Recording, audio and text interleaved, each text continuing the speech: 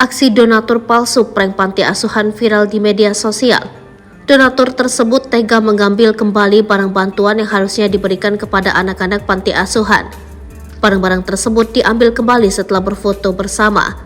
Peristiwa tersebut terjadi di Muba, Sumatera Selatan. Pemilik panti asuhan itu pun kecewa atas sikap donatur bodong itu.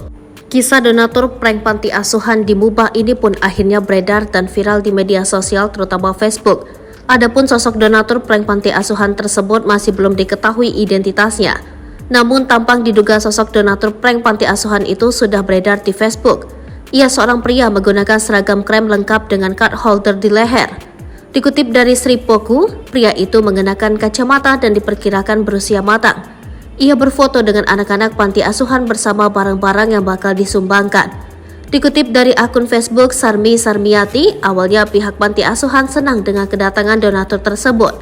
Si donatur membawakan berdus-dus bungkusan.